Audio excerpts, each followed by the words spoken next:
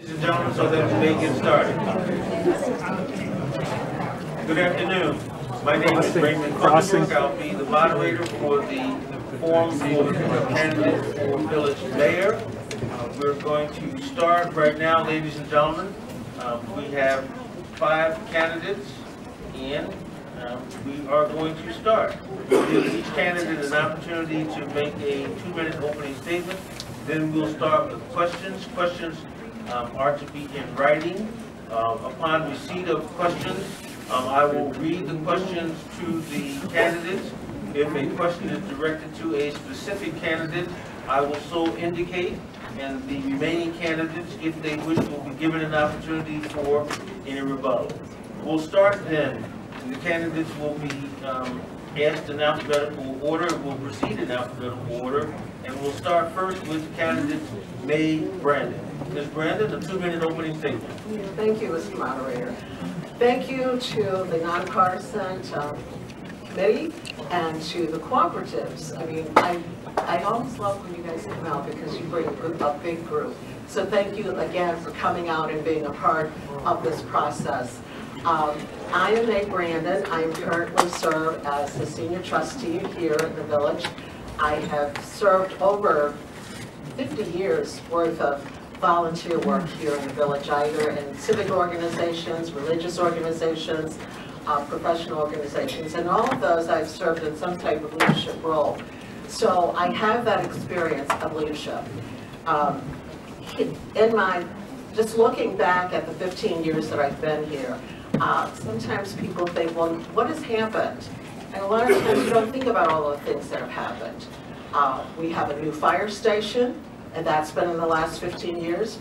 We have a new water plant. We have a new water tower down in Autumn Ridge, and that was because water pressure wasn't enough down there. We have replaced our main streets, Orchard, Western, Soft Trail, Indianwood and Blackhawk, as well as some of the side streets. We've replaced several miles of water main. Now, is that all enough? No, it's not, but we have accomplished things over the 15 years. We've had businesses that have come into town during that time. We have businesses up in North Street. Hatterday is here. We have 4Bio is here, which is a company that's really brand new. So in summary, over 15 years, a lot has occurred in the village of Park Forest. Is it enough? No, it's not. But you know what? I will work to continue that process so that we do continue to build on what we've already gained. Thank you very much, and I look forward to answering your questions. Thank you. We'll hear now from candidate JeRome Brown. Good afternoon, everyone. Once again, thanks to co-ops for sponsoring this, the nonpartisan group.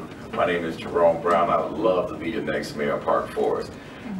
One thing that you'll learn about me, I'm brutally honest, and you'll find that out today. I'm a fighter, and I'll prove that again today. I have a wide spectrum of experience, starting with Fortune 500 companies to where I'm at now is nonprofit organizations. So I've been serving my community since I was about the age of 21 years old when I got on my first local school council because it was needed in Chicago. I'll start backwards and get as far as I possibly can. I hire people for a nonprofit organization. Not only do we hire them, we train them to get them job ready, and then we put them in positions. The only way we get paid is if they stay on the job. So it's not we hire them and forget about them. I've hired 500 people in Park Forest, 2,300 people in the south suburbs, including the south side of Chicago. When I came into Park Forest, I started off running. I was part of the Rotary Club. I left the Rotary Club for political situations. I became a Toastmaster. I became president for that and was elected twice for that. I became a Kiwanis where I hold an office there with the Key Club. I'm a coach for my son. He's somewhere around here for the 3rd and 4th graders. I've been coaching for the last 5 years in Park Forest. I attend Grace Church. I'm a part of the nonpartisan group. I was one of the people who helped keep the Booster Club in effect when it was going down. as a trustee, I was a trustee from 2013 to 2017, which I sat on a lot of different commissions. I'm also a member of the League of Women Voters, and that's not about it, but I'm out of time, so thank you. Okay, well, I would love to serve you, and you'll find out why the things that I'll be telling you would be a little bit different from everyone else. I want to give you these dreams to think about. I'll tell you what I'm doing. I'll tell you what I'm doing at the present time to help this community grow. Thank you. Ms. Hawthorne. Good afternoon, and thank you all for joining us on this afternoon. My name is Renee Hawthorne. I'm a write-in candidate for mayor for the Village of Park Forest. I have been a resident for the past 40 years. I'm a proud graduate of Forest Trail, Ritchie's, Prairie State, and Governor State University. I have dedicated the last 17 years of service to the Park Forest Chicago Heights School District 163, where I currently serve as the project manager. I'm a member of State Representative Anthony DeLuca's Education Committee, a Park Forest Youth Commissioner, a member of the Ritchie's Booster Club. I initiated the Tim Jones Initiative with the hashtag 204. We just played our last game on this past, we played our annual Tim Jones game this past Friday night, and the community members, it's a community unity game, and the community showed out in droves. So I thank you so much for supporting our efforts as we teach our youth how to volunteer, to give back, and to stay active. And then I am currently a member of Faith Movers Church, where Pastor Moses Herring serves as my leader. I'm excited about the opportunity to be here because Park Forest changed the trajectory of my life. When I moved here some 40 years ago, we were poor and Section 8 recipients. As a result of that, we fought long and hard to take pride in who we were as individuals and to show that through our community organization and volunteer efforts. I have served as a person who gets the job done. As a project manager, if you want someone who is just not talking about it, but they're actually being about it, I get the job done. So where there's a need, again, I sow a seed. So we saw a need for youth and summer activities. I actually started a free program for over 200 youth at Sesto Park. And we offered that for free for over 7 years for students. And as a result of that, the 21st Century Grant that I now serve as project manager came into play. Thank you.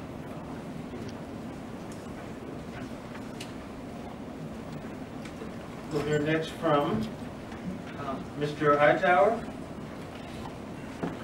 Good afternoon, everyone. My name is Sean P. Hightower. My single mom actually moved to Park Forest in 1986 with my older brother.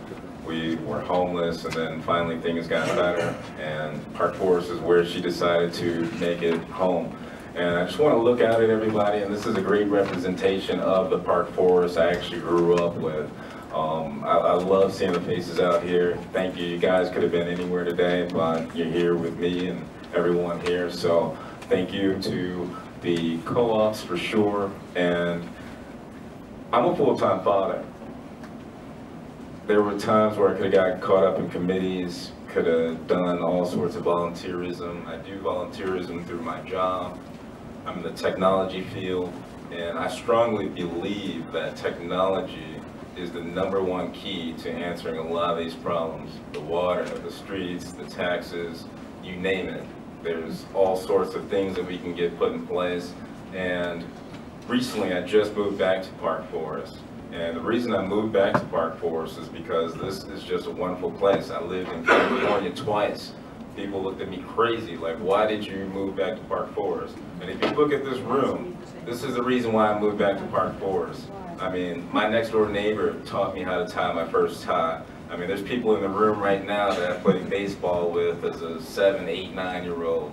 And just the need for everyone to kind of stick together to help each other out. That's why I'm running for mayor, because for the past 20 years, I've seen a lot deteriorate, and I'm the only chance. So I just want to thank everyone for coming here and hearing what we have to say. Can we take rebuttals at this time? Mr. Brandon. First, I'd like to to thank the nonpartisan committee of Park Forest, cooperatives Ash, Birch, Cedar, J, and E, all for attending. My family actually grew up. My parents were in Ash, so were my aunt and uncle. They also went to Birch, and I'm in Area J now. This opportunity all started when my great uncle, a World War II Army tank operator, was looking for a place to raise his family after the war. Like many of the Park Forest original residents, there are stories of heroism and courage overcoming great odds to start a family in Park Forest. My name is Jonathan Vanderbilt. I am a homegrown Park Forester. I was adopted at 1 month old. I attended the local public schools here from Huth to graduating from Rich East, and my high school sweetheart and now wonderful wife of 10 years, and my mother, and mother of my 2 soon-to-be 3 boys. Love you, babe. She was also a public school graduate from Talala to Creekmoney Middle and Creekmoney High School. We have chosen to raise our family here. I am a tireless worker for the residents of this community. I'm currently a sitting village trustee. I was a member of the Recreation and Parks Commission Community Garden Initiative, starting one of the first community gardens on Algonquin Street.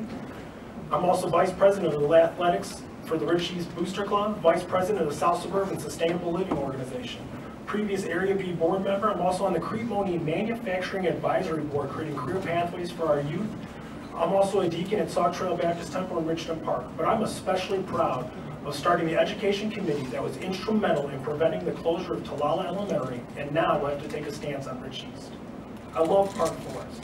My 5th generation Park Forester boys and I enjoy exploring the wetlands, riding bikes around town, hiking Thorn Creek after Garlic Fest, reminiscing with my Rocket family and all the Park Foresters at Kiwanis Pancake Day and serving all of you breakfast. Main Street nights on Wednesday nights with our family, with the boys, going into the jump house. Creating these memories is what I love about Park Forest, and I want to create the same opportunities I had for the youth in our town. Thank you.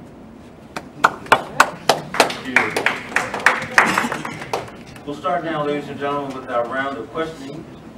Questions are to be in writing, and where it indicates that where a question is to a specific candidate, I will so mention and point out that the question is to a specific candidate.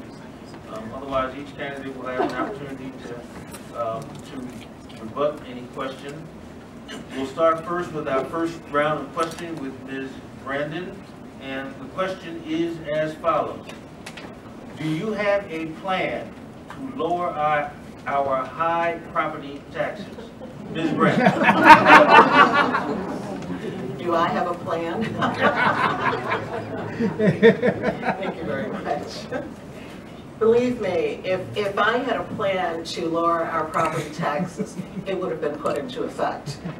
Bottom line is, our property taxes are a big challenge, and a lot of it really is out of our control.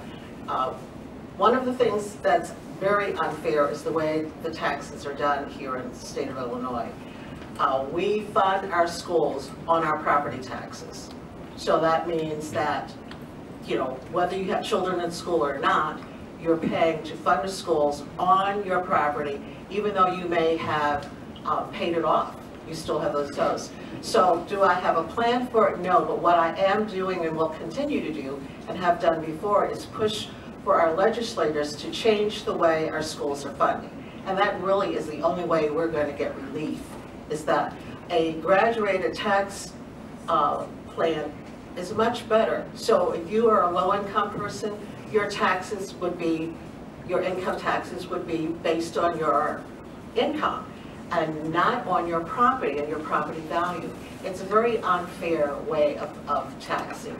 So I will continue to work with the legislators as well as our South Suburban mayors and managers and other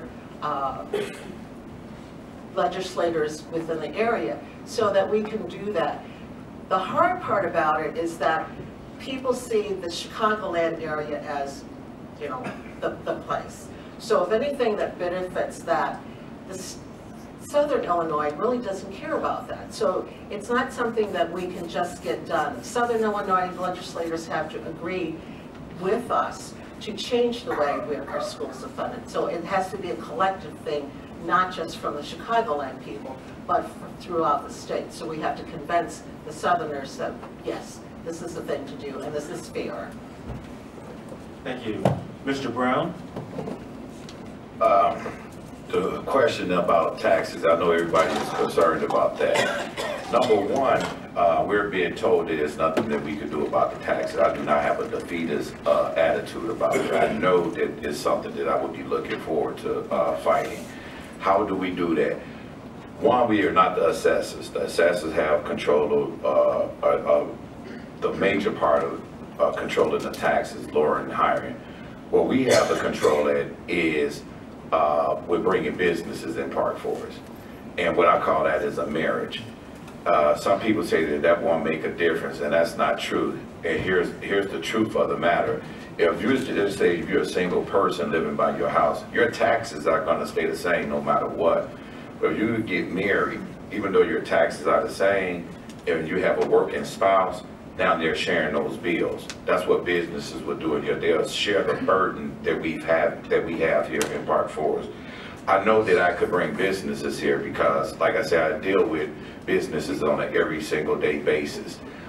With the hiring that I've already told you about, the 500 people here, the 2,300 people in the surrounding areas, I deal with businesses every single day, from small mom and pop shops to Fortune 500 companies, locally and, going all the way back to the city. With property taxes too, I'm willing to work with the state legislators and people of that caliber, because this is not a Park Forest thing, it's a statewide thing. We should not be focused on the property taxes alone, we should be focused on income tax, because it's more people than property. And I think it'll be a less burden on us. And then last but not least, I will be looking over every possible way that we can save money, including the money that we're spending here in Park Forest, starting with payroll salaries, to see where we could cut the fat in that.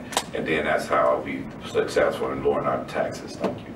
Thank you, Mr. Brown. Ms. Hawthorne? I believe that there needs to be power in the partnership in definitely lowering our taxes and a level of accountability for our legislators. Absolutely, there's a conversation that needs to be had, and we need to hold our Cook County assessor responsible for what we are paying in our taxes. The Cook County, as a county, concerning our country, New Jersey has the highest taxes, and then the state of Illinois falls second to New Jersey. But our tax rates, we fall second as the Village of Park Forest with 33.6%, second to Park Forest at second to Fort Heights at 31.9%, and then Riverdale comes in at 27.8%. We have to have a level of accountability for our legislators. I know you're listening to the names of the villages and the communities that I'm naming, and I'm sure you're thinking how ridiculous this sounds. We have got to do things like Trustee Graham said, and attend Fitz assessors meeting on the 13th of May and see where this conversation is going. Knowledge is power, and we need to take back our power. So my goal as mayor is to make sure that you have information and education so there can be a level of responsibility. Mr. Hightower? Every approach I have is organic. I don't have to knock on anybody's door. I don't have to make any phone calls to try to change anything. Everything I do is from the ground up. So in regards to property taxes, I do have a plan. Park Forest, and this is not against anybody that's currently renting right now, but the rental issue here in Park Forest is plaguing Park Forest. There are so many rentals in Park Forest that it's ridiculous. So we're seeing our schools collapse. We're seeing all sorts of things collapse, businesses, everything. So my thing, again, I'm in the technology world. So I want to analyze all this data. I want to see how these numbers compare to actual homeowners. Again, like if you look at areas like Thorn Creek, when I was in grade school, Thorn Creek was like the Hollywood of Park Forest. I didn't even know about Tamarack, but if you go into Thorn Creek right now, the streets all crumbled up, the houses all falling apart. And it's ridiculous because, you know, this was one of the golden nuggets in Park Forest. You know, same thing's happening on Tamarack and all other places, but literally starting there from the ground up after analyzing data, then we can move on to seeing what kind of businesses can come in to offset those property taxes. But, you know, we have to, you know, work organically from the ground up. And, you know, if I become mayor, these are the things that I will examine immediately. I mean, we have to look at data. We don't have to go to any meetings with any other mayors. We don't have to reach out to the legislator right now. What we have to work on right now is finding out what we can do right now. Mr. Vanderbilt. We have the highest property tax rate in the state of Illinois. We have to change the way things are going for our homeowners, for our youth, for our community. I'm the only candidate who has held property tax workshops for you, the residents, to understand what your property tax bill is and what goes into paying those. I'm also heard and listened to you ask for property tax appeal workshops. And I've held numerous property tax appeal workshops that have helped residents get a return on their appeals. And some say, well, you know, doesn't that affect all of us? Well, when the Cook County Board of Review tells you to appeal your property taxes on a yearly basis, that's coming from the people who are in the government who are helping you do that. So they're telling you you have to appeal your property taxes. This is coming from the Cook County government. But I am the only candidate who has held the workshops to help you understand that. I'm also the only current elected trustee who has gone to Springfield and had conversations with the legislators, and also with Fritz Kagi on January 25th. Actually, was with Fritz Kagi, and we were talking about his 100-day plan. And that included focus on operational changes, technological upgrades, and eliminating favoritism just within his office. He understands that the old way of assessing properties, of having a tax physical assessment, is not the way to continue in Cook County to get the assessment rates. So he's going to work on that, and we have to encourage that because we can't always tax the physical asset of the property. Also, we have to start incentivizing developers, residential developers, and commercial developers to come to our community. We can't keep telling them to pay the back taxes on the property for what the previous owners were doing. It's time that we start incentivizing and saying, if you're going to come here, if you stay in 5 years, if you're a homeowner, if you're a residential developer, if you promise that homeowner, or if you can guarantee that 5-year plan, we'll keep the property taxes off. If you go to a rental, then you have to keep the property taxes on the back pay. So we can do things like that, and working with Main Street Realtors organization, which I'm supported by, they are ready to help our community grow, so thank you. Ms. Hawthorne, any rebuttal? I just have I'm not sure that our renters are killing us as far as the demand is concerned. I think that all the income would be of assistance. We're going to take the money however we can get it, whether it's cooperative, whether it's rentals, whether it's homeowners. So I disagree with that comment. I believe that it takes us all working together. You need the homeowners, the rentals, the co-ops to make our community what it needs to be to be able to catapult us into the future. Mr. Hightower, any rebuttal? So what I meant by that, of course, again, I didn't want to knock anybody that's currently renting, but when you own a home, as I do, you value your home more. You want to do more to your home. You want to put up a fence. You want to put up bird houses. You want to put up fountains. And this increases the value. I live on Tamarack by the golf course. And at the time when those houses were built, the houses were based off the price of the proximity of the golf course. So what I'm saying is, by everyone, you know, putting value into their house and maintaining it and upkeeping it and keeping paint and new windows and all that, when people drive through Park Forest, they're like, okay, this is a nice area. So I'm just trying to keep up the nice area, and you know, the taxes will work for itself because the businesses will be back and prosperity will be back. Thank you, Mr. Hightower. Mr. Brown, any rebuttal? Yes, I just wanted to hitchhike off of what Ms. Renee Hawthorne said. I agree with her 100%. I've said this in several other forums that we had. I'm sick and tired of the division that lies here in Park Forest. Renters against homeowners, or co-ops against homeowners, Will County against Cook County, and it's nuts. So like I said, I'm favorable of what Ms. Hawthorne said. I think, I'm sorry. Right. No, I'm sorry. Could you stop my time because she's interrupting me?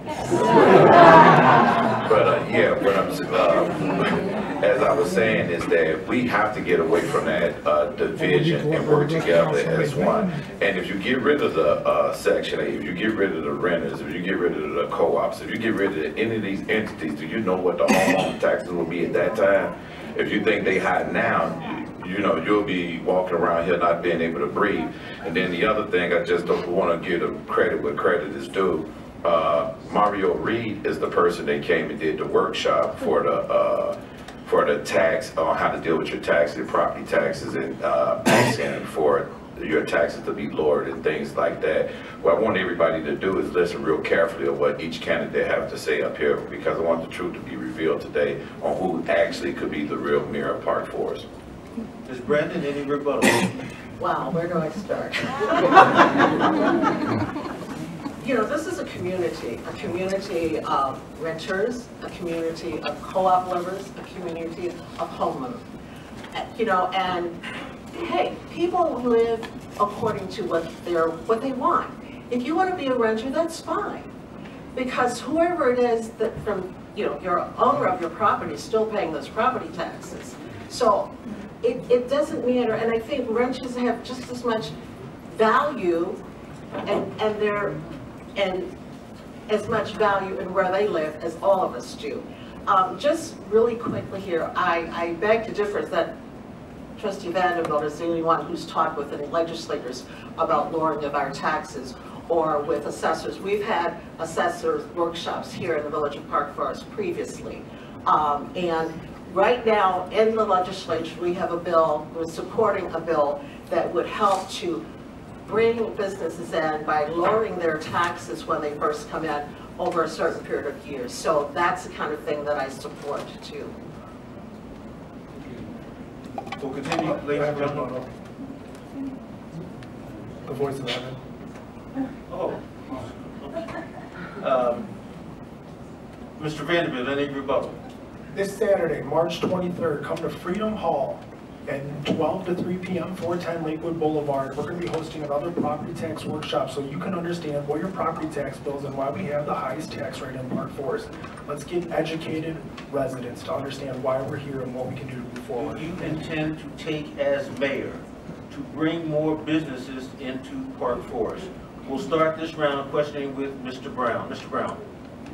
Once again, I've been dealing with businesses every day. I've already have established relationships. I can rekindle relationships that I have had at one time. I also deal with people with employment services that deal with several different companies. We're talking about everything from warehouses to hospitals, ComEd. It's just a variety of different things. I'm also the person who when the youth commission have the summer jobs for the kids, I'm the person that they ask to come in and train the kids for interviewing preparations and resumes. At the same time, when Robin Kelly had her summer program, I actually bring employers to that event, and I also train people for that event for resumes and interviewing techniques. So the foundation for me to bring in new businesses that have already been established. We do have a cloud that's over our head that the board is not business friendly. And when you look at the reason why, we have a signage problem. When we had the grocery store here, they had a sign on their poles that said 99 cents for 2-liter pops. That's a fine every day that they had that sign up. So basically they turned the keys over. We had a business on North Avenue that said we were open for business, and they did like dining sets, china cabinets, and things of that nature. This is in an industrial area. They couldn't have signage there. So they picked up and moved somewhere else. So I would definitely want to give the bloodline back to the businesses. And I know that people who have jobs most of the time think like people who have jobs, and business owners think like business owners. And it's kind of confusing when people with jobs try to tell people how to run businesses. Thank you. Ms. Hawthorne? As a 501c3 non-for-profit, I agree. As a 501c3 non-for-profit, I believe that businesses being brought into the community will absolutely help to enhance our community. I have a 3270 Lincoln Highway plan. That is the address of the warehouse that's on Lincoln Highway next to the 211 train station. I believe that we need to have billion-dollar, million-dollar conversations, bringing in manufacturers such as Amazon. I've even been told that we should offer a Dave & Buster's or something of that sort to actually generate revenue. My goal, as far as businesses are concerned, is that if you have sat as a trustee, if you have sat and you have run for offices within this community and you have all of these resources and you care about our community the way we are sitting here describing today, then why haven't those resources come into play? It takes nothing to say, hey, here you are, this is a conversation I had. I was at this event and they're offering X, Y, and Z. As a mentor, as someone who works very closely with youth and job development, I believe that it is important that if we want businesses, we have to show ourselves business friendly and offer some incentives to the business owners to bring them to a community that's currently on life support. I'm sorry, that's different, it's hard to say, but the truth is we need to assess what's happening so that our income will determine a brighter outcome for the 21st century. We need STEM jobs, manufacturing, that will catapult us, that will move us. And then there's power in the partnership with the other communities that are surrounding us and to see what they're doing. So our hope is not gone and we can have billion-dollar conversations. Thank you. Mr. Hightower. Trivia question of the day. Who remembers where the McDonald's was located in Park Forest? Good, yeah. Well, just to let you know, my brother actually worked at the McDonald's. That McDonald's was basically my daycare when I was little, and it actually helped me into, you know, some of the things I did in the past. So in 2015, I introduced a hamburger to McDonald's. It was actually on the menu. It was at 500 locations in the Chicagoland, Indiana area. It was called the Rio Crisp. And at the time, I was basically, it was a little contest or whatnot, but at the time, it was a way for me to show McDonald's, hey, times have changed. You can't just keep selling these fatty hamburgers. We gotta have something more healthier out here. So you can Google it when you get home. Rio Crisp Burger. But I've been to California, I've been to Colorado, and when you look at places like that on how they bring in revenue, we just got a new governor, so there's a lot of things that we can do immediately as far as bringing in revenue from Park Forest. And I have nothing to lose, so I'm gonna be honest with you guys. I'm gonna say whatever I want to say today. Dispensaries. That's one business, and that can really help out the school system. It can lower our taxes, everything like that. Restaurants. Larger percentage of people aren't cooking anymore like they used to. So we got to find ways, not only for Park Forest people to go get something to eat, but we got to find ways for the people from University Park, Stager, wherever. They come to Park Forest just like in the old days where they went to the Sears and the Marshall Fields here. You know, we got to find businesses like that. Our businesses can't be focused on just Park Forest residents. It has to be something universal, and it has to be something where, you know, if the lights were to go off today, we can't operate.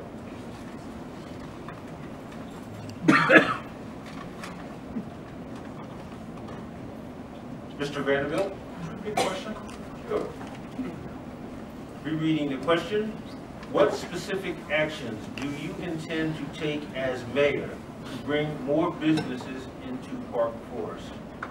First and foremost, I would work directly with our board to start agreeing that we need to start incentivizing our developers for commercial and residential properties, that we don't have to make developers pay the entire amount of back taxes owed on properties. We also need to start marketing Park Forest better. We have a great downtown. We have Just For Us hair products. We have tower cleaners.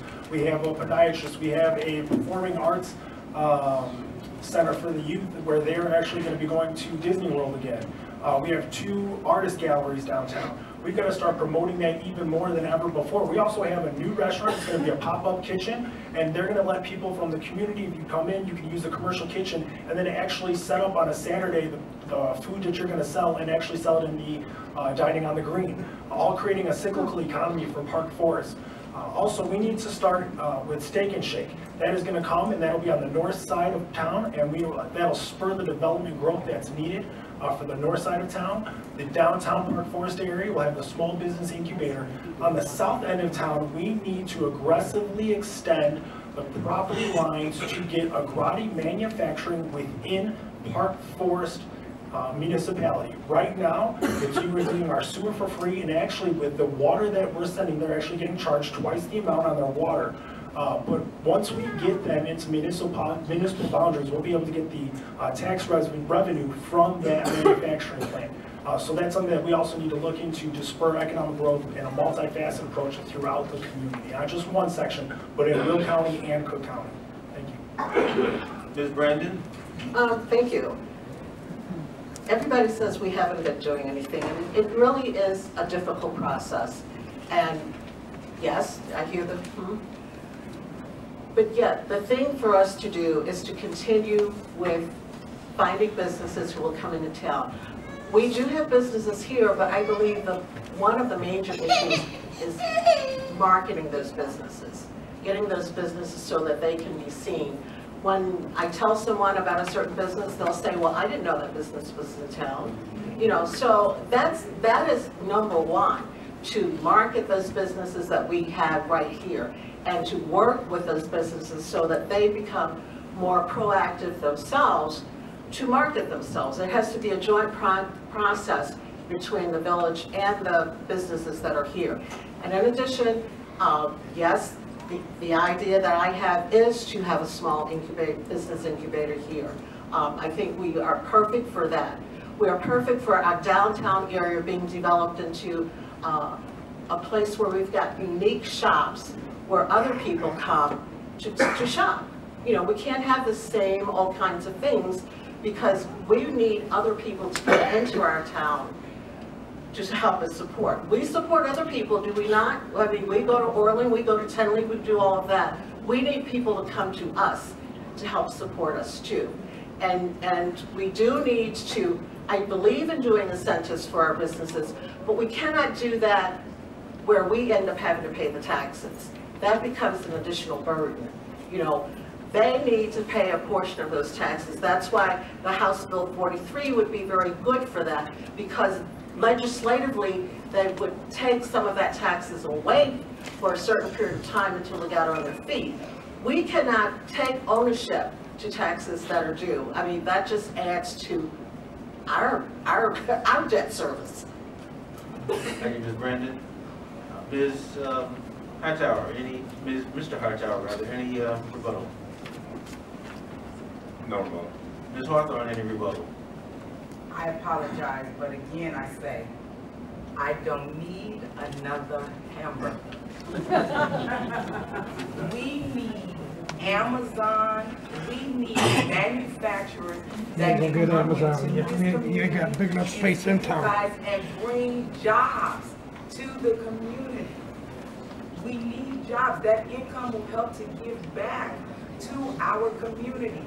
It takes years to get a restaurant off the ground.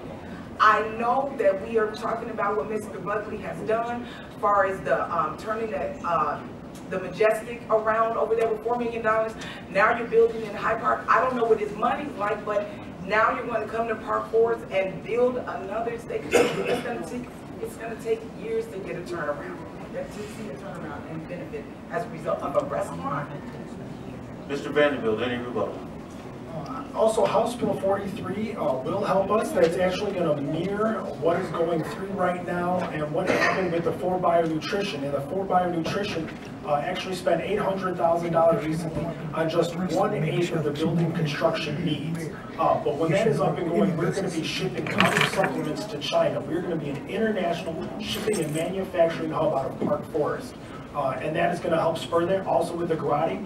And that's one of the things I'm doing with the Crete-Money Manufacturing Advisory Board, is creating career pathways for our students in manufacturing, in automotive. We actually have a student who's in the program who actually works at Stacy's Automotive, and he's in Park Forest. So supporting your local businesses, also support your local schools directly, especially when we have youth who are in these career pathway programs. We're helping to support those programs. So thank you. Mr. Brown, any rebuttal? Yeah, before we have billion-dollar conversations, we need to have connections, and I have those connections. I agree once again with Ms. Hawthorne that the Steak and Shake, I'm sorry,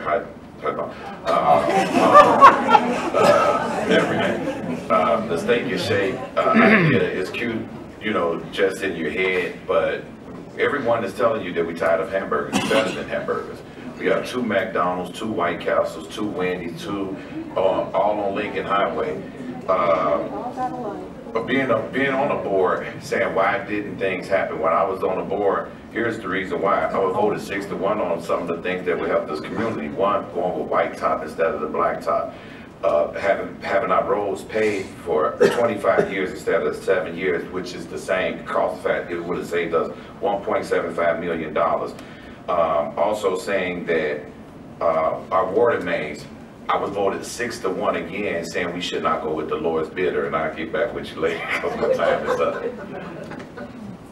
Thank you. We'll continue with that question. Wait. Next question is for all of the candidates. Moderator, rebuttal, please. Ms. Brandon, any rebuttal? Thank you. There must be something about being on the end that the moderators kind of overlook you. That you responded last to the question, and shouldn't be turning around and giving you a rebuttal. But Ms. Brandon, any rebuttal? Thank you. It sounds good that say that Amazon would come to us, but in reality, Amazon isn't interested in us, because if they were interested, they would have been here. You know, businesses decide where they're going to go. They take you're talking about data, they have all the data. They know what the traffic patterns are like. They know what what our income level, they know what our disposable income is. They have all of that data. They decide where they want to go, and I don't care, you can pitch as much as you want. The bottom line is, the decision is whose? It's the business.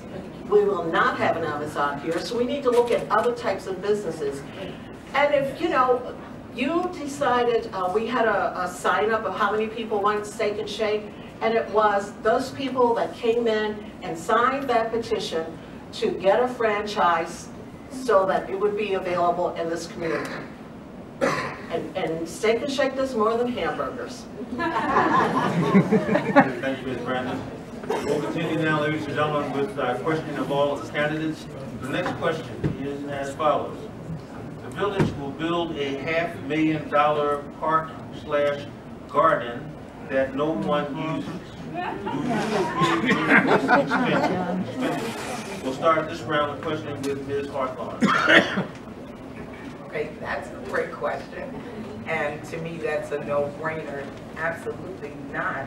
I don't agree with it. I believe that there are several things we could have done with that money. I know that there's some rehabbing that needs to be done to some of our local parks and things to help the beautification, to attract when we talk about marketing. I would just say this, people are only as large as you think. So when you think that, oh, this could never happen for me, guess what? It will never happen for you. As a 40-year resident here who came on Section 8, Mom, poor, we moved here on a school bus. But I am sitting here with a degree today as a homeowner. As a man thinketh, so is he. Why can't I have a $1 billion conversation and something good come out of it? Why can't I have a $1 million conversation? You are smarter and you are just as large as you're thinking. So if you think it cannot happen, guess what? It will not happen. But I sat here with the school district and they received a $2.3 million contract, guess what? Based on a conversation, coming to a conference that I was presenting at. We received a grant for the 21st century for 5 additional years without even reapplying, based on me as a project manager and the programming that we've offered. May the works that I've done speak for me.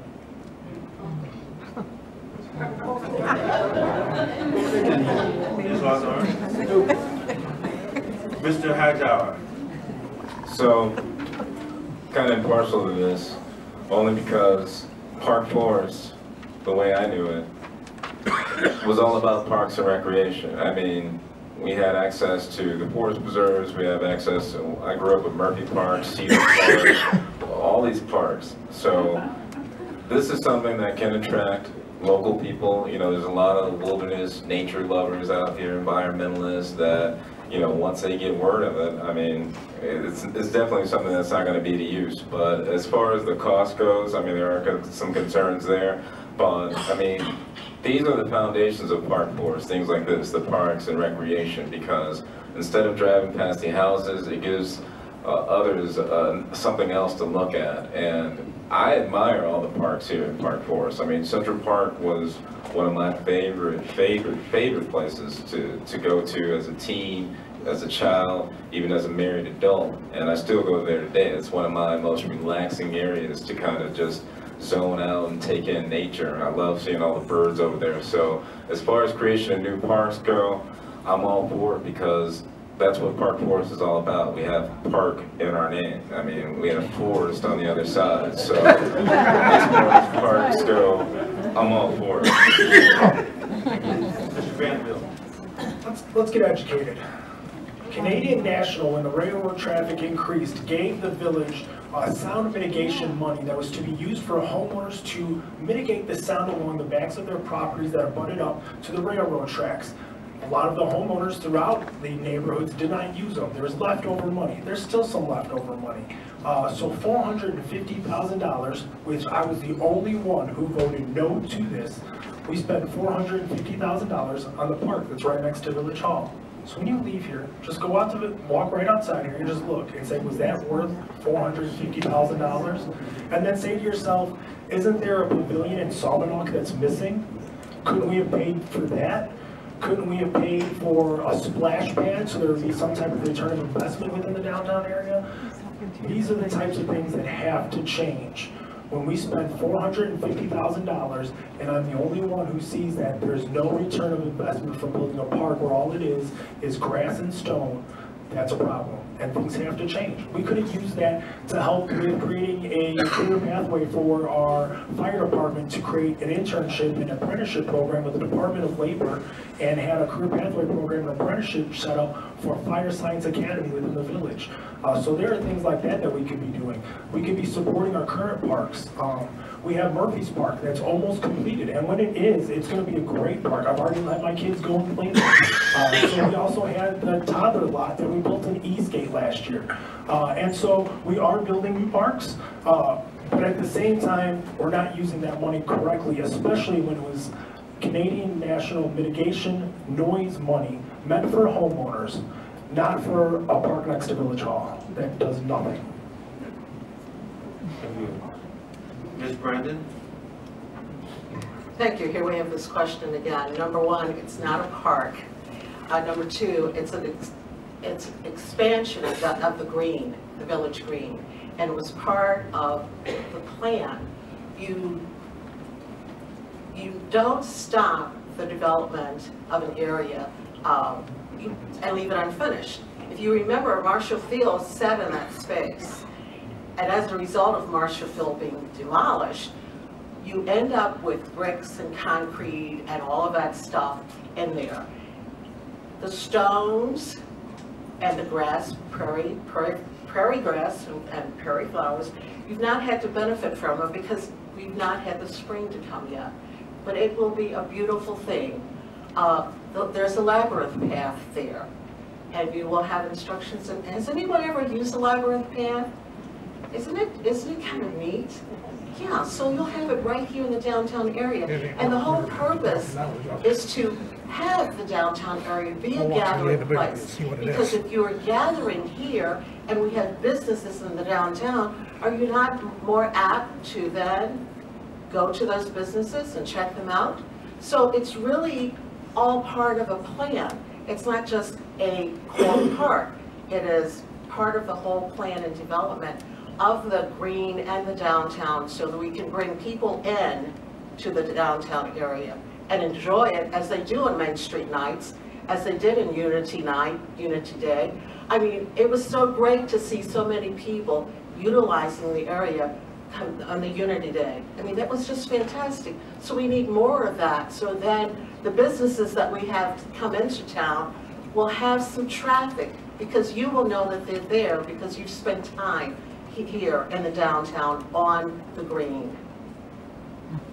Thank you. Mr. Brown. Well, I think that it was not a good idea to build a park or a pathway or whatever you want to call it. I attend Grace Church, and when I step outside the pavilion that was torn down that has not been rebuilt, I think that's where the money should have went. Ms. Gladstone beat the crap out of me last forum when I mentioned that, so I want to make this clear. What I'm saying, that the pavilion was going to be torn down, it should have been plans to rebuild it immediately. I've seen this in so many neighborhoods, like the neighborhood that I came from, which is Roseland, where buildings were tore down and nothing was ever replaced with it. And then when you're looking here, they're saying that this building, where Marshall Fields was at, Marshall Fields bought revenue taxes to us. So now you're going to trade in the revenue tax for a place that you can walk around in a circle. I don't believe that. I think that we should start having a return on the monies that we invest in, point blank period. And as far as also talking about how we're going to do these taxes and selling this, the world's greatest water here, you're going to have a manufacturing place, a distribution center, and a labeling cost. So we're paying the highest in this region now for water. Imagine what we'll be selling water to the people who won't buy it. Thank you. Mr. Hightower, any rebuttal? Yeah, I'd like to rebuttal with anybody that thinks that that was a waste of money. When I was younger, I used to walk all through this center. Of course, there was streams and fountains and all sorts of things, bridges that you could walk through. So I'd like to see that reinvigoration of downtown Park Forest. I mean, they built the townhomes over here. I thought that was going to be a bust, but looks like it's turned out successful. And of course, it's going to take some time. But if anyone is here and is a true Park Forester, then they know Park Forest loves to party, okay? We love our festivals. We love being out in the open. So if I have the opportunity to be out here with friends and I got my ukulele and I got my mobile speaker and I can hang out right here, then fine, let's do it. But I mean, I'd rather have more places to really go out into Park Forest. So, you know, there's other ways we can find to save some money, but as far as our parks go, I'm all for it. Mr. Vanderbilt, any rebuttal? We're going to be spending at least another $20,000 on the signs that are going to tell people to come to the labyrinth now too. So just to let you know that the cost will always increase because now we also have to fix the plumbing down the road for the fountain that's there. We could have used that money to put solar panels on the downtown and then create a sustainable environment for our businesses to cut down on their property tax or on their electrical bills. We could have had a splash pad to have a return of investment for when somebody actually comes there, the kids can go and play and not just walk around in the labyrinth and have no return of investment. You could have it open during the summer. We could have had a splash pad at the Aqua Center. We could have had the pavilion put at Solomon Park. There are other things we could have done with that money. And I do support our parks, and that's not the part that I want you to understand. It's just when all we do is focus on downtown, when we already have a great dining on the green, and we already have that great environment already set up, we could use that money elsewhere. So I'm not stopping the hindrance of other parks, but just telling you what we could have done with that money elsewhere. Thank you. Ms. Hawthorne, any rebuttal? Absolutely. We continue to talk about manufacturing. When you talk about money, marketing, you're being marketed to every day, whether you know it or not. If I say, ba-da-ba-ba-ba, you already know I'm loving it comes after that. The signs on the room, the things you or I on your t-shirt, you're already being marketed to.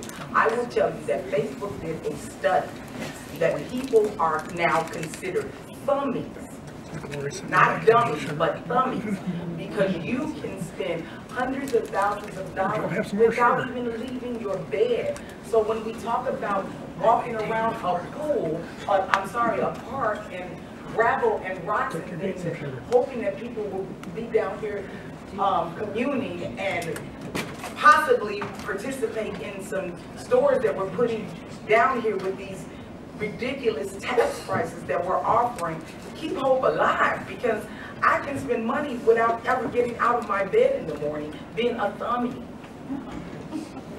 Ms. Brandon, any rebuttal? You know what, I'll leave it alone. Mr. Brown, you were the last one to answer the question, so I'm not offering you rebuttal. Disregard, cause, Mr. Brown, any rebuttal? yeah, I just wanted to hitchhike on what Mr. Hightower said about the housing across the street is successful. They're on their third generation due to foreclosures. The taxes are super high. So I don't know if that's what you call successful. Plus, I don't know who those houses are even aimed for because they don't have backyards or basements. So you're looking to bring new blood. You definitely couldn't be talking about families because that's not a family style house. And the other thing is, with the money that was used to use this park, it wasn't money that was left over. It was money that really wasn't used because people didn't know that it wasn't extra money. It was money that didn't use because those people did not use the money to treat their houses for the noise that was coming from the trains. All of that money wasn't used, so it wasn't any extra money. We didn't do enough, well, the village didn't do enough at that time to let the people know that there was money for them to use. Thank you. Let's start with the tax. And more importantly, do the owners pay the same percent as homeowners in Park Forest? If not, why? We'll start this round of questioning with Mr. Hightower. Mr. Hightower. I'll be honest. This is something I'm surely not well versed in, but I do know this, that if anybody's familiar with the Arboretum, that's where I grew up. It's basically the co-ops, but it's condominiums. Now, they're taxed differently than the co-ops, and at one point, the Arboretum was actually taxed the same rate as the co-ops. Now, because of the number of co-ops and the space needed to have those co-ops in place, I can imagine that taxes would be lower than other homeowners, and it should be rightfully so. But because I'm not well versed in this, I'm going to be honest. I'm going to go ahead and pass this on to someone who I think is more well versed in this, because he knows everything, huh?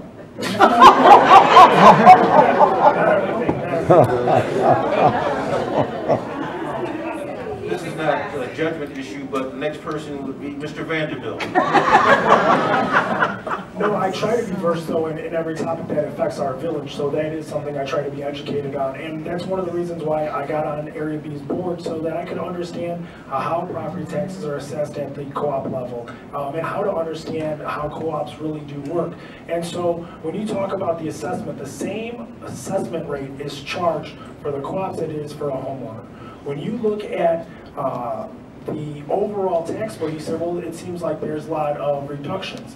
Well, that's because when you look at it and who's living there, there's a large amount of seniors, and they're getting the senior exemptions.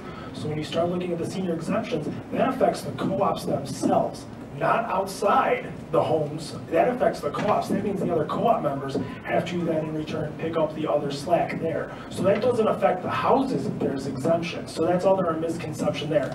Another one is that we're splitting a property tax bill between 371, 280, 290, 370. These are the different shares that are in the cooperatives, and that property tax bill is then shared among all the residents.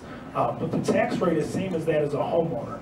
Also, when you look at other communities like Fort Heights, there's actually a set of 100 homes that actually turn themselves into a cooperative. So there are other places where they're actually doing this and have done it before. So it's not just townhomes, but this is actually places where you can do this in your house also. So the tax rate is the same, the assessments are the same, and we just need to remember that, and that this is a building block. Co-ops are a building block for our community. They provide the upward mobility path to home ownership with our community. So thank you. Thank you, Mr. Vanderbilt. Ms. Brandon. There's been this little division, you know, that the co-ops get the break and the homeowners don't. You have to remember that the co-ops are shared. It's exactly what it says, cooperative. That means each individual living in one of the units is doing so as a shareholder, not a homeowner.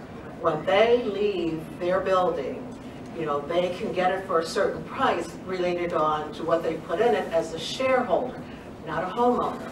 You know, we as homeowners, if you're a homeowner, you have that building of yours, you have your grounds, you have all of that. So it's a big difference. So let's not have this little tug of war that goes on between co-ops and homeowners. We're all a community, and the way that they're set up, they're paying, each one of the shareholders are paying their share of that cooperative's taxes, okay, because it is a unit, one big unit. So if you're in one of those units, you're paying, part of your carrying charges includes your share of the unit property taxes, okay? And that's the way it is. And believe me, it's not just an upward mobility kind of place. There have been many of you who have gone from being homeowners coming back to the cooperatives because it's a nice place to be. I call it the best kept secret. Mr. Brown. I like that explanation a whole lot better. And to keep it simple, the co-ops share in paying their taxes and homeowners don't. Once again, it's that division that I talk about. I don't think that should be the focus. The focus should be bring some business in this town, and we won't have to have that discussion about our co-ops paying a fair share. Why do homeowners pay more and all of that kind of stuff? Like I said, that's just the way of keeping us divided. What I do know is that as the mayor and as a board member, I do believe that, and I mentioned this before, that I should take the blunt of whatever is happening here. I remember in Chicago that Mayor Jane Byrne, it was such some horrific things that was happening in Chicago that she moved into the Chicago projects just to bring more security and try to make things better for that area, which is, I think, was on 35th and Federal. And that's what I'm doing. I think that the co-ops is the best thing that Park Forest have for people beginning. And I think that once you become an empty nester, if that's something that you choose to go, I think it's perfect. I don't think it should be touched. But at the same token, being a person that works every day and have a family, I don't think I belong in the co-ops. I think as a sitting member, if the taxes that is high, and I'm the guy who you call mayor, and I'm responsible for some things, I should be taking those taxes instead of the lower taxes. I want to bleed as much as anyone else in this room is bleeding, which I'm doing now. I wouldn't want to have the lower taxes or anything that would benefit me. I would want to take the blunt. So when people come to me, I have an ear to listen. I have sympathy to listen to them, to say, hey, I know what you're going through because I'm going through it. And that's my take on it. That's my take on it, the whole thing. Thank you. Ms. Hawthorne. I'm going to agree with what Can't hear you. I'm going to agree with, and typically I never have this challenge with not being heard. I'm going to agree with what Mr. Vanderbilt and Ms. Brandon has said on this evening. I will just say, I believe it was Cabrini Green that she moved into. But I will just say this, the whole cooperative piece, as a current homeowner and having 5 bedrooms as my children continue to move out, I will say that the co-op option, I'm so glad is available to me. Even though I did not start there, I'm sure that 5 bedrooms will begin to seem really large as my children grow up and leave the nest and have some cooperative living. However, I will say this, that in the late 40s and early 50s, that's what Park Forest was built on. The whole cooperative living and the volunteerism.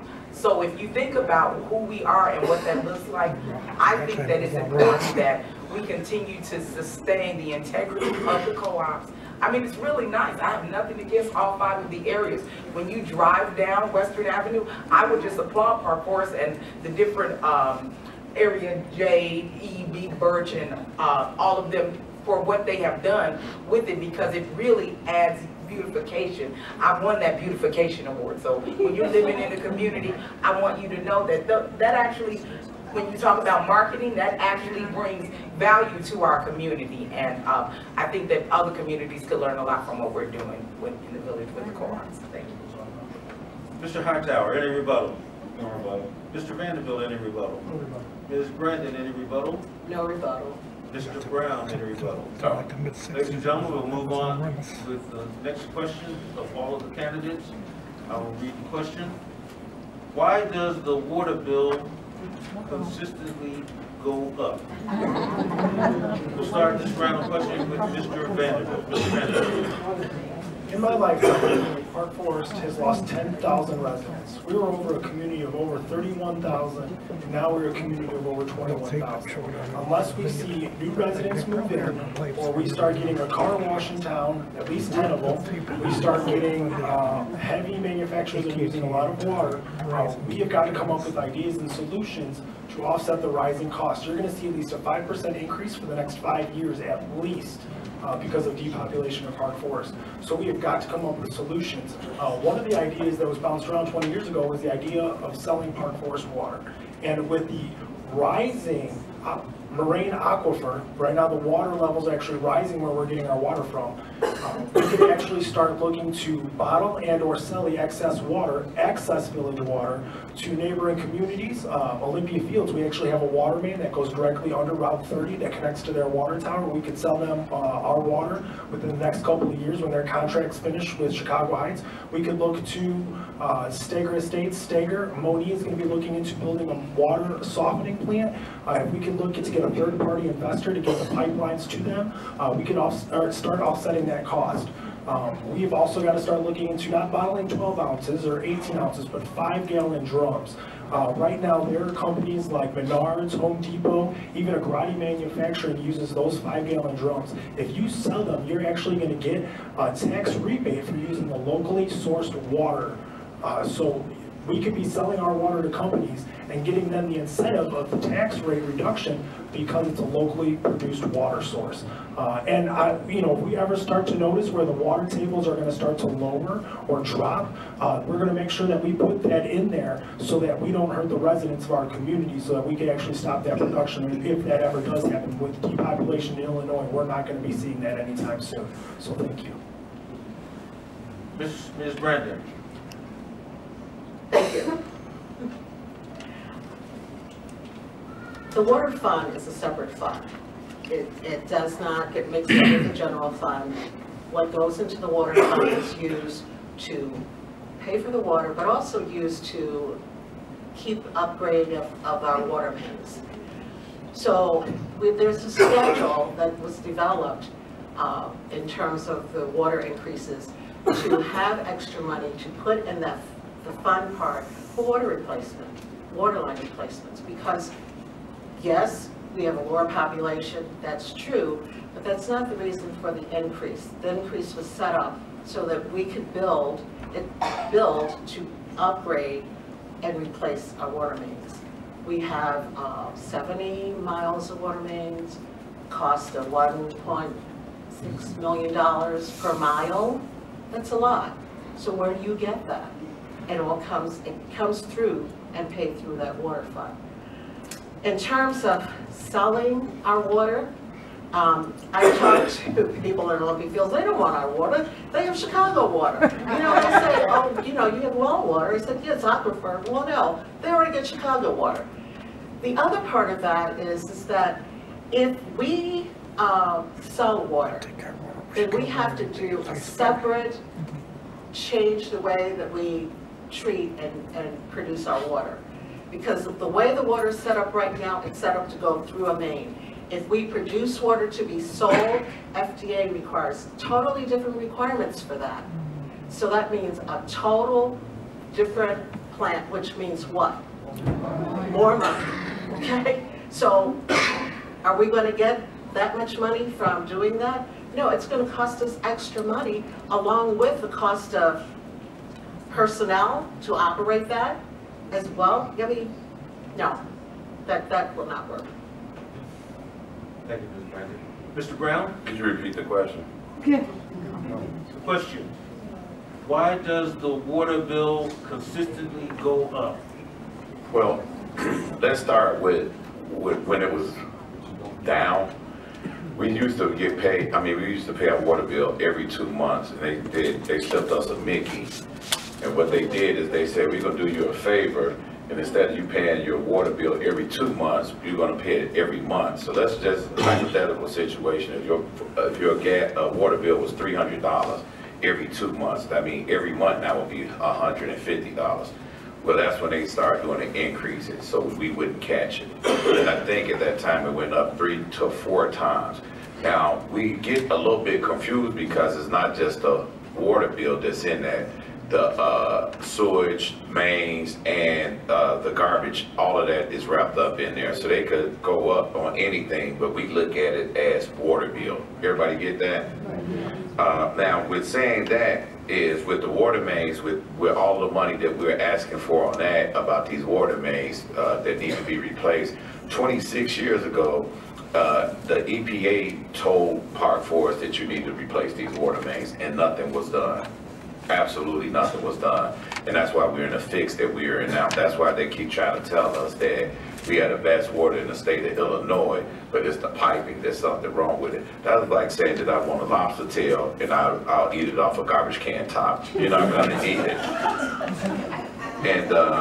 And then this one thing, let's put this to bed about selling the water that we have. You have to ask yourself one simple question, and that simple question is, will there be a profit? How can you make a profit off? This would be like selling Louis Vuitton or Gucci water, because it won't be $1 a bottle. It'll be about $5, $10 a bottle. People just can't make a profit off selling the water because we're complaining about how high it is now. Imagine if we put it in a store. I guess I'd like to have a reputation to say, I drink Gucci water instead of the clothes here. Thank you, Mr. Brown. Ms. Hawthorne? The question was, why is our water bill so high? Consistently go up. So why they consistently go up? Well, I will tell you from 2014 that we were paying 11.93% for 1,000 gallons of water used. Where now in 2018, we're paying 15.64%. What we're paying in salaries is $1.2 million for regular salaries. In overtime, we're paying $165,000 in overtime salary. And for our temporary or part-time employees, we're paying $70,000 in salaries. I will say that our objective for our water department was to reduce the fire flow deficiencies within the village, to maintain the wells, pumps, water plants, mains, hydrants, storage, and meters, to repair water main breaks, and the list goes on and on. However, I will show you that our water main breaks for 2017-18 was 154 breaks. This is what we're paying for. Our water service values that were replaced was 150. For hydrants that were replaced, there were only 2, but for water mains that were erupted or needed repair, there were 10,000. I'm reading this from waters being pumped by the gallons, we're at 460 million. However, we're asking, why is our water bill continuing to go up? Look at what we're paying just in payroll for water. Thank you, Ms. Hawthorne. Mr. Hightower? So the water bills consistently been going up because Park Forest has been trying to find a way to nickel and dime its residents. And what better way than to get water. Now, when I was younger, we used to be able to drink the water straight from the tap. I can't do that now. So now I can't justify paying $100 a month for water. I don't even take showers in my home with the water. I go straight to the gym, use their water, okay? That's how terrible our water is. I used to live in Hazel Crest, and we paid every 3 months for a water bill, okay? It was $150 every 3 months. No big deal. I took as many showers as I could in Hazel Crest.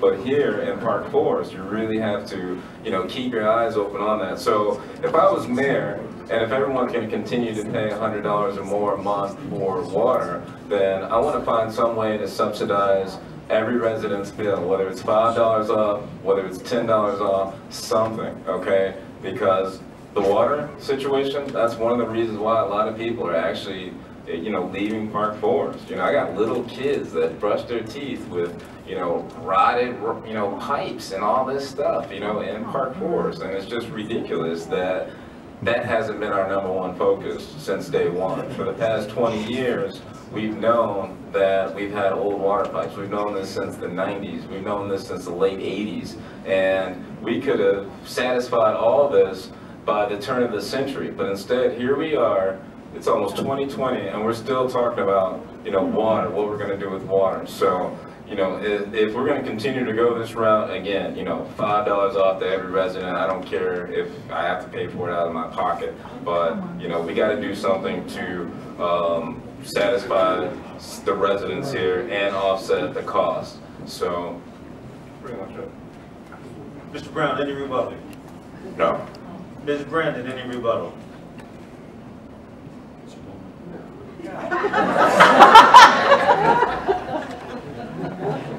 I gave you the explanation from the beginning. So if you have brown water that comes through your pipes, it's the pipes, it's not the water. Mr. Vanderbilt, any rebuttal? 50 miles, 1.6 million dollars. That's $150 million that's coming off of you, all of us.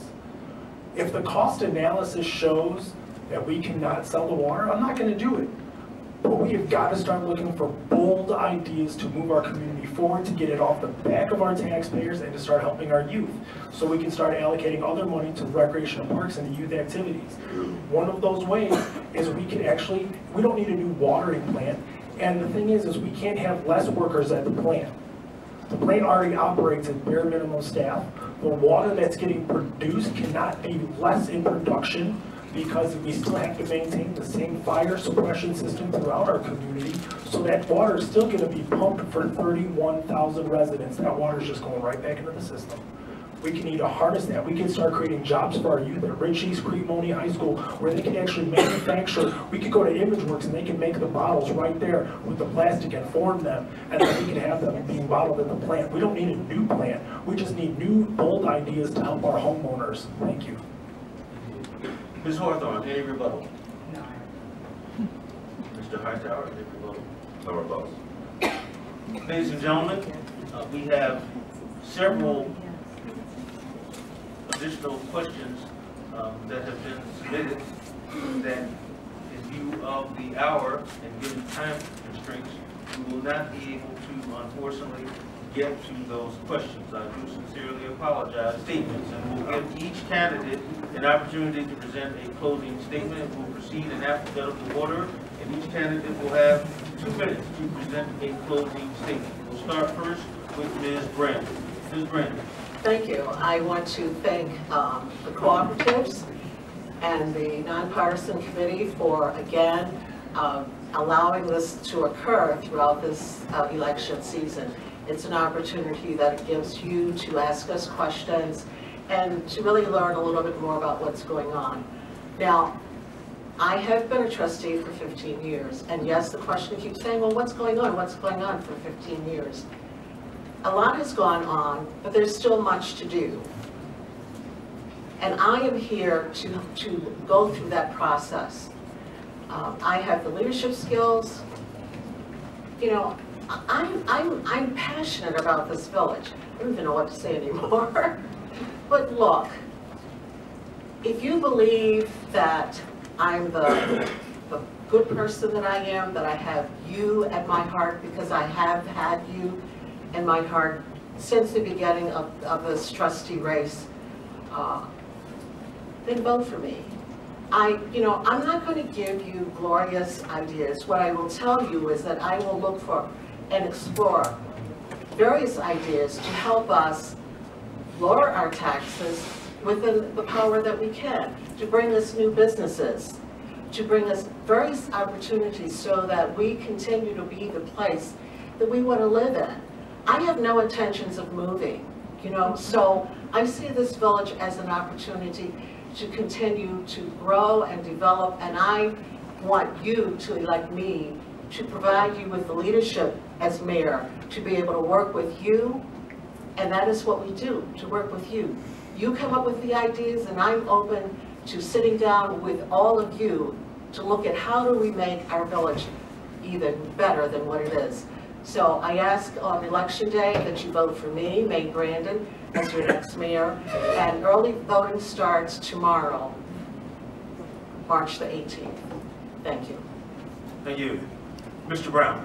First of all, I'd like to thank the nonpartisan co-ops for coming out, and for anyone else that's watching and the other people who are here just visiting. I'd like to thank the candidates for coming to share their ideas. Once again, I want you all to understand this real clear, is that we could get rid of the title mayor. I'm your servant, and I have been. If you go back and watch the videotapes as me being a trustee from 2013 to 2017, you can see I don't mind mixing it up. What I did is I protected and served you guys. I didn't serve and protect jobs here. I wanted questions. We had lawsuits here that you all haven't, no one asked about them. But we lost millions of dollars in the double digits, and that haven't been spoke about today. So when we're looking at how can we bring businesses to this, I'm the only person that's here to have the connections that deal with businesses on a day-to-day basis. I want to revitalize the Lincoln Highway. We're putting storefronts down at the bottom and condos going straight up. And that'll bring new blood to the Park Forest by people who work downtown. They could live in the downtown area, in a downtown space without the downtown price. I'm looking at the downtown area Park Forest as an entertainment district. Right now I have to take my son over to Orland Park anytime I want to celebrate a birthday or congratulations for a sport being well done. Western is another commercial area that we have not talked about, revitalizing that as well. Early voting starts Monday, which is tomorrow. I don't want you to just vote for me on election day. I want you to start voting as early as tomorrow. I proved my point by serving you guys. The only people that are more important than you guys are nobody. Park Forest is who I'll be working for. My name is JeRome Brown. My punch number is 3. Thank you. Thank you, Mr. Brown. Ms. Hawthorne. In the words of Edgar Guest, somebody said that it couldn't be done, but he with a chuckle replied that maybe it couldn't, but he wouldn't be one to have said so until he had tried. If you want a candidate that will do their best to do their duty to God and this community, you need to write in and win Renee Hawthorne, beginning tomorrow on March 18th. Because I do believe that if we take this word taxes and break it down, communication is the key to keeping us all stress-free. It all starts with a conversation. I believe that if we have talks with the mayor, then we can assess local, commercial, and residential property taxes and have conversations with those legislators and hold them yet accountable. I believe that we can X out this negative communication and publicity that we're getting and provide neighborhood programming for the youth of this community. Any community that is not involved in their youth, geriatrics, and both pediatrics is a community that's dying and on life support. You need someone that cares, and they will show that they are there. care, educational and enrichment opportunities. There is power in the partnership. We can have satellite university sites right here in this very village, from Park Forest to University Park. If the mountain can't get there, let's bring them here. We need to have shopping opportunities and revive this community. Yes, we can have billion-dollar conversations. Yes, we can bring Amazon here. Yes, we can build a hope and a future for our young people in this community, for our elderlies that we are standing on the backs of in this very community. I declare to you today that if you have a brain to use and a brain to be wise, that you need someone that's Googleable, that you can actually Google in this 21st century, that can catapult us. Do your homework. My name is Renee Hawthorne. Write in and win. Thank you, Ms. Hawthorne. Mr. Hightower. All right, everybody, we're going to take a deep breath. We're going to calm down.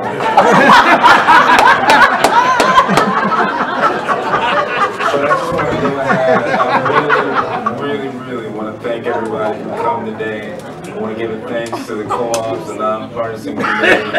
Actually opened up a lot of doors for you guys. But yeah, you know, but there was a saying, it takes a village to raise a child. Well, guess what? I'm that child, and I'm here to raise the village back up. So starting tomorrow, this is your chance to really shake Park Forest up. I mean, literally, it's been 20 years. I can look back at the same house on 313 Dogwood and see everything that was around there that's not there anymore. I'm a huge environmentalist, so anything dealing with the parks and animals and birds and trees, I'm all about it. And the change I want to bring to Park Forest is making it more technology driven. Okay, a lot of technology can actually change the way we live, change the way we see things as far as businesses go. Even here in the Village Hall, I mean, look up, you got Epson projectors, you got video conferencing up here. I mean, we need technology. And some areas, of course, are void. I'd probably say 80% of Park Forest is void of technology. And last but not least, I really want to make our police force a revenue stream. If you look at other villages like Stager, which I admire, South Chicago Heights, which I admire, they're making money daily, pulling over people, going over that speed limit at 30 miles an hour. Even me, I gotta tell my wife, hey honey, this has been like this for 30 or more years, you know, so they've been getting their money. So, like I said, I want to build revenue organically from the ground up and then come with those wild ideas. But starting tomorrow, my name's Sean P. Hightower. Please vote for me. Thank you, Mr. Hightower. Mr. Vanderbilt. First, I'd like to thank the nonpartisan committee and then retired Judge Vanderbilt for doing a great job moderating. Yeah, give him up.